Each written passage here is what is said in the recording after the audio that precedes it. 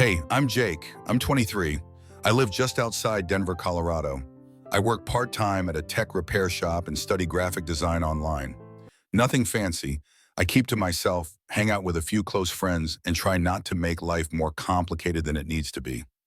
At least that was the plan until this one night flipped everything.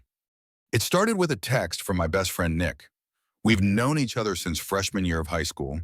Same track team, same taste in movies, same low tolerance for drama. His message just said, "Yo, parents split. Dad moved out. Mom's a mess. Come through." No emojis, no extra words. Classic Nick. So I drove over. I'd been to their place 100 times, but that night the house felt different, weirder. Dim lights, no football game on the TV. The tension hit me the second I stepped in. Nick barely looked up from the couch when I walked in. "Hey," he said. He looked exhausted, pale. "She's in the kitchen." I nodded and went in. And there she was, Rachel, Mrs. Hartley, Nick's mom. I've known her for years, but this was the first time I saw her, not as someone's mom, but as a woman. A real striking woman. She stood at the sink drying a wine glass, wearing a simple white shirt and jeans barefoot. Her hair was loose, her makeup subtle. She looked lighter. I don't know, free or maybe just raw. I couldn't read it. She turned, smiled. "Jake, hi." Her voice was soft but clear. Not shaky, not sad, just calm. "Thanks for coming.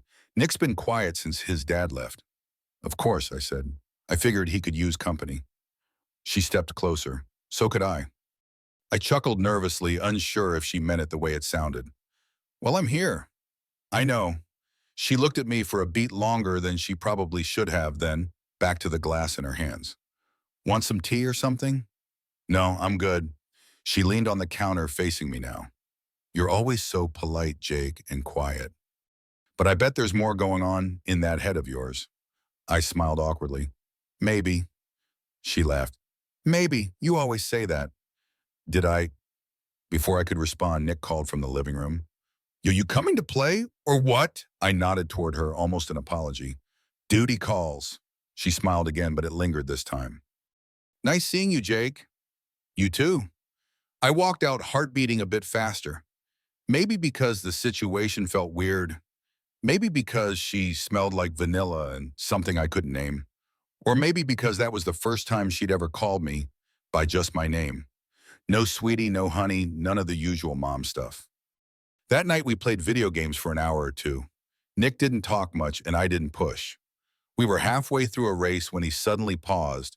The game turned to me and said, "Hey man, real quick, just don't be weird around my mom." "Okay," I blinked. "What?" He shrugged. "I don't know, she's been acting different since the split. Flirty, kind of. I've seen it with the grocer, the neighbor, even my uncle. Just don't feed into it, bro." I laughed, trying to play it off. "Dude, it's me." Exactly. I wanted to say something smart, but I just sat there, the words spinning in my head. "Don't be weird around my mom." But the truth, I wasn't being weird. She was first. 2 days later, I came by again. Nick texted me, "Come through, got pizza." Same house, same couch, same tension. Except this time, Mrs. Hartley opened the door. She smiled the second she saw me. Not just a polite smile, something warmer. Her eyes lit up. She was in a fitted navy blouse and jeans, hair tied loosely back. Honestly, she didn't look like a woman who had just ended a 20-year marriage. She looked better than ever. "Hi again," she said, stepping aside. "Twice in 1 week. I'm honored." "Nick invited me," I said, keeping it casual. "Of course he did," she replied and closed the door slowly behind me. I walked in, but she lingered behind me, and I could feel her eyes on my back. Nick was in the kitchen, opening the pizza box, already chewing. "Took you long enough," he said, mouthful. I joined him at the counter, grabbed a slice. We ate in silence for a few minutes.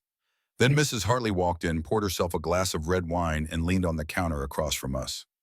Her eyes were on me more than her son. "You boys doing anything tonight?" she asked. Nick shrugged. "Probably just movies or games." She turned her gaze back to me. "You always did like staying late, Jake." Nick looked at her, then at me. "Mom, what?" she replied, feigning innocence. "I'm just saying, he was always the polite one, respectful." "Sweet." Nick rolled his eyes. "Yeah, okay." Mrs. Hartley chuckled and left the room. I stayed frozen for a second. Nick narrowed his eyes. You see what I mean? I didn't answer. We played some co-op shooter game after that, the usual. But I couldn't focus. My ears were on every footstep outside the room, every shift in the hallway. And sure enough, halfway through the match, the door creaked open slightly. She didn't step in. She just leaned on the frame and watched for a second. Then she said, Jake, when you get a sec, can I show you something in the laundry room? Nick sighed loudly. He's not your handyman, Mom. It'll take 1 minute, she smiled sweetly. Just need a second opinion. Nick paused the game. Go before she makes it weird. Too late, I thought. I followed her into the hallway and down to the small laundry room. She closed the door behind us. It was quiet, tight, and too warm. She stood by the dryer. I just needed to talk, she said. I raised an eyebrow. About what? She stepped closer. I just needed to talk to someone who doesn't see me as a broken woman, who doesn't judge me for being divorced, someone who listens. I nodded slowly. I can do that. She looked up at me, her eyes soft but searching. You're sweet, Jake. Always have been. Then she did something that made me forget how to breathe. She reached out and touched my wrist just lightly, but her fingers stayed there. I'm not trying to be inappropriate, she said, but I can tell you feel it too. I pulled my hand back gently. Mrs. Hartley. Rachel, she interrupted. I cleared my throat. Nick's my best friend. She nodded. And I respect that. I do. I won't cross any lines. Unless you do. My heart was pounding. She stepped back as if giving me space, then turned and opened the laundry door like nothing happened. Thanks for checking the machine, she said loudly for Nick to hear. I returned to the living room, silent, flushed. Nick looked at me. You good? Yeah, I said too fast. Just lint trap was full. He squinted. Sure. We finished the night like normal, but it wasn't normal. Not anymore. Something had shifted. And the next day I got a message from her, Rachel Hartley. Thank you for listening. You have no idea how much that meant. Let's talk again sometime privately. My stomach turned and my heart raced. I didn't reply. At least not right away, but I didn't delete it either.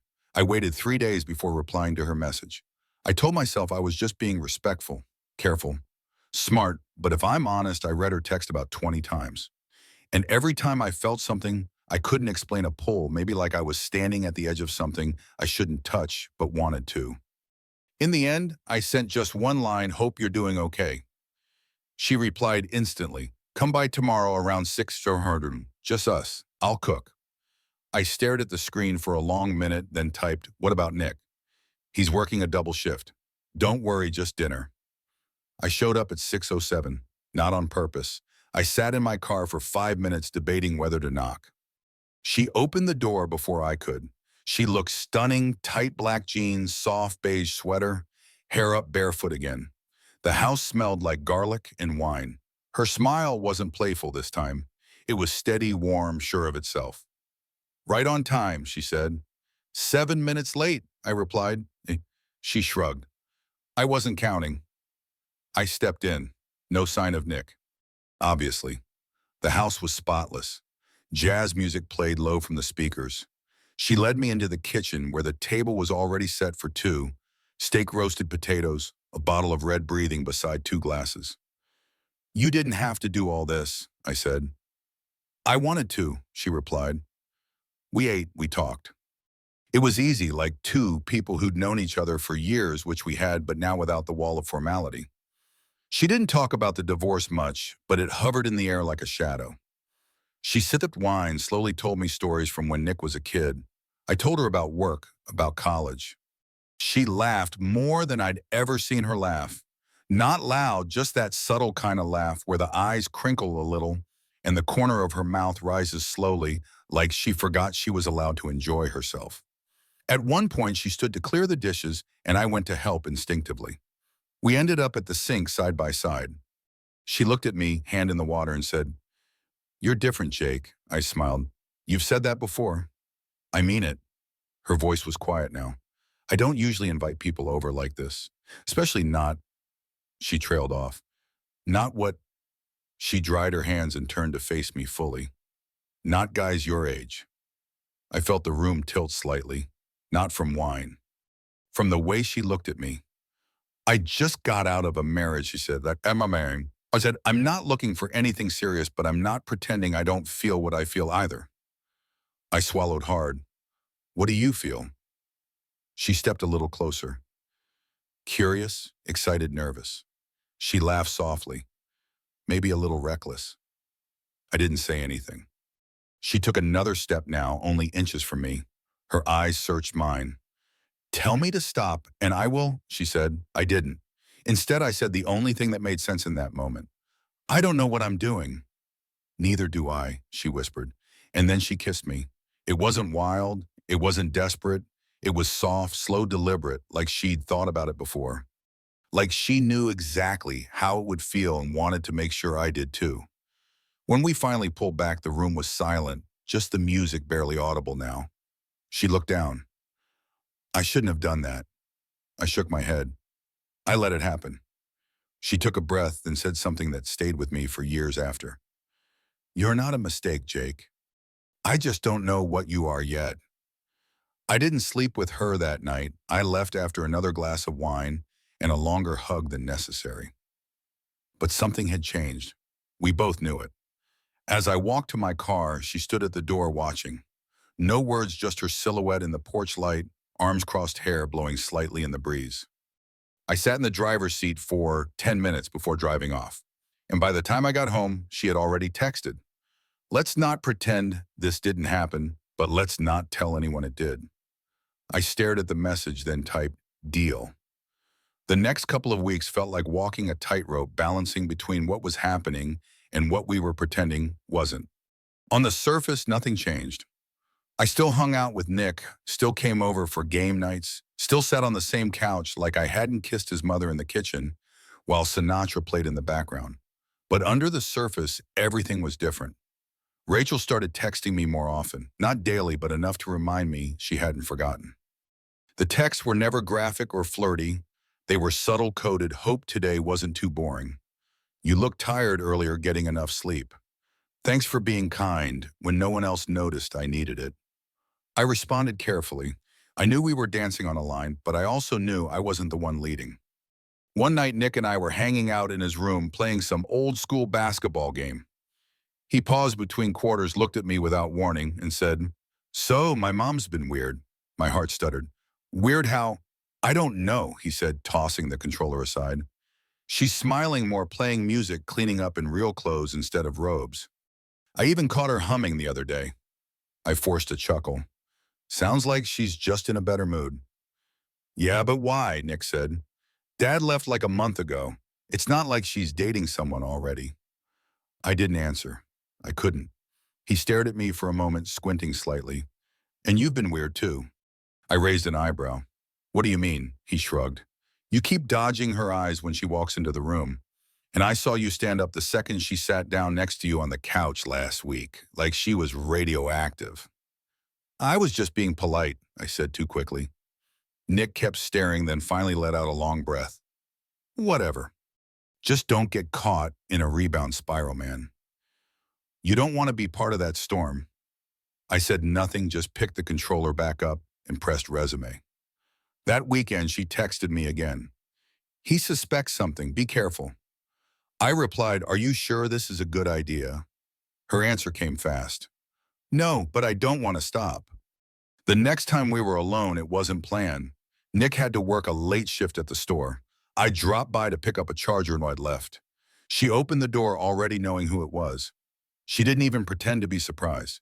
She wore a long cardigan over a simple tank top and leggings. Her hair was damp like she'd just gotten out of the shower. I froze when I saw her. She didn't. Come in, she said, stepping aside. I hesitated.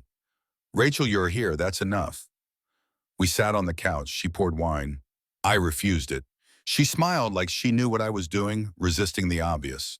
Then she said something I didn't expect. I've been with one man my entire adult life, 20 years. I married young. I gave up my name, my plans, my 20s, everything for a man who forgot how to look at me. Her voice didn't shake. Her eyes didn't water. She wasn't looking for sympathy. She was just telling the truth. And then you looked at me, she said, and I felt seen again. I didn't have a good reply, so I didn't give one. She leaned closer. We're not hurting anyone. We're not even breaking anything. We're just letting something happen that wants to happen. That night, we crossed the line completely. I'm not going to paint it as something it wasn't. It was intimate, confusing, intense, and reckless. But it didn't feel wrong. It felt overdue. The next morning, I left early. Nick was still asleep. Rachel stood at the door, her fingers grazing mine just for a second before I stepped outside. Be smart, she whispered. But don't pull away now. I didn't. From there, it became a pattern, a routine. I came by when Nick wasn't home. She texted me when she knew the coast was clear. I started finding reasons to swing by unannounced, dropping off a book and asking to borrow something, returning a charger I didn't need. Once we nearly got caught, I was in the kitchen with her leaning against the counter, her hand on my chest when we heard the front door open. We jumped apart like kids caught stealing candy. I grabbed a bottle of water and sat at the table like I'd just walked in. She pulled her hair into a messy bun and started wiping the already clean counter. Nick walked in, nodded at me. Didn't know you were here. I shrugged. Just got here. He didn't question it. But later as I left, I caught him watching us, his eyes moving between me and his mom like he was trying to connect invisible dots. He never asked, and I never confessed. Our secret stretched on like a tight rubber band, not broken yet, but always under pressure. Weeks turned into months. Then 1 month turned into 3, then 6. And before I knew it, we were passing the 1 year mark. 2 years. That's how long it lasted. This secret world we built inside someone else's home. 2 years of silent glances across rooms of moments that lasted longer than they should have, but still felt too short of hands brushing when no one was looking. Hearts racing when a text came through and long stolen weekends that didn't exist for anyone else but us. 2 years of pretending to be nothing while meaning everything. We thought we could handle it. We thought we could keep it separate, the feelings from the reality, the thrill from the consequences. And for a while we did. But nothing that intense stays still forever. By the time the 2nd year rolled around, things began to shift. It wasn't dramatic or sudden, just a slow, almost imperceptible unraveling. Her texts started coming less often, not because she didn't care, but because she was trying to step back without saying it out loud. She would still touch my arm when I passed her in the hallway, still smile when no one else noticed. But her eyes had started to look somewhere else, and honestly, so had mine. We never talked about what we were. That was the rule, no labels, no promises, just presence time, a strange, quiet kind of closeness that existed only between us. But one morning, a calm gray Sunday in early spring, the moment finally came. I was at their house waiting for Nick to get ready so we could go to a Nuggets game. I was sitting out back on the patio, sipping orange juice, phone in my hand, scrolling through nothing. Rachel came out with 2 mugs of coffee, no makeup, hair pulled back. She looked like peace, and maybe that's why what she said next hit harder than it should have. She sat across from me, handed me a cup, and said, I met someone, just like that. No hesitation, no apology, just the truth, simple, plain. I blinked. Okay. She smiled. Not a teasing smile, not one of those looks she used to give me when we were alone. This one was, I'm all careful, nervous. You're not going to ask who, she said. I shook my head. You'll tell me if you want to. She looked down at the coffee, took a breath. His name's Mark. He's 45, divorced, works in commercial real estate. No kids.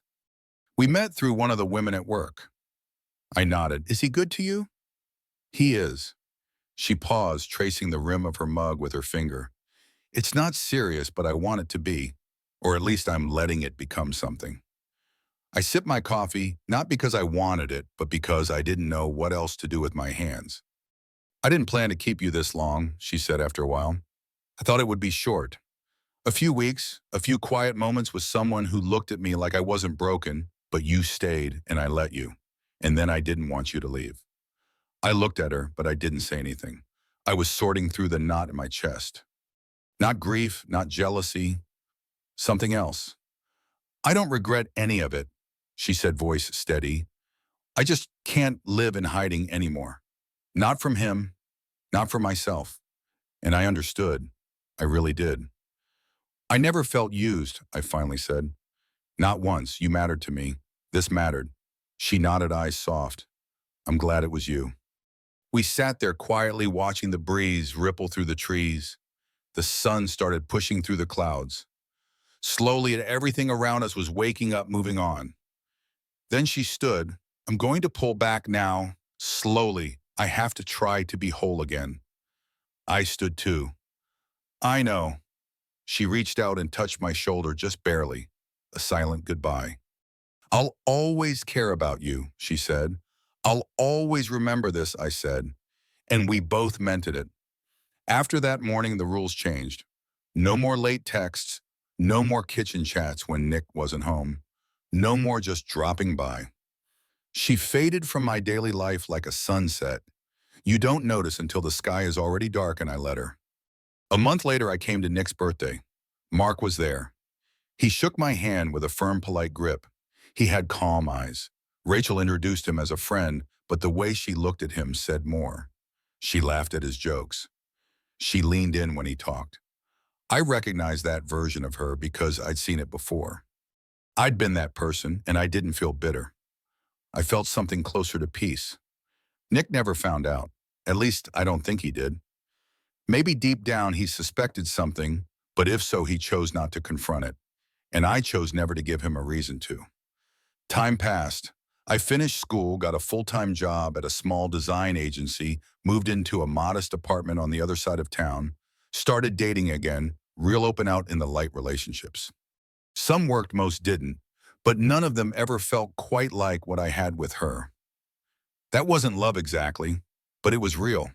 And when I drive through that neighborhood or hear a certain jazz melody playing in a cafe or catch the smell of vanilla from someone walking by, I remember not with regret, not with longing, but with a quiet warmth that comes only from a chapter you didn't expect to live through, but are grateful you did. She was the first woman who ever truly saw me, and for a little while I saw her too. Jake and Rachel's story offers a deeply moving lesson about the fleeting transformative power of human connection and the courage to let go when the moment demands it. Their secret bond, born from Rachel's need to be seen after a painful divorce, teaches us that sometimes the most meaningful relationships defy labels and exist purely to heal and awaken us.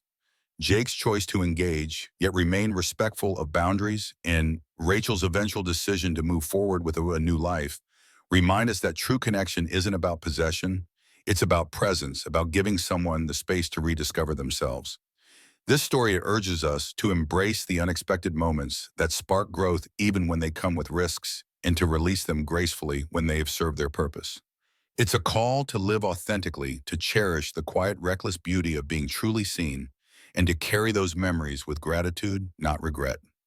Jake and Rachel's journey shows that life's richest chapters often unfold in the shadows, teaching us to value what's real over what's expected.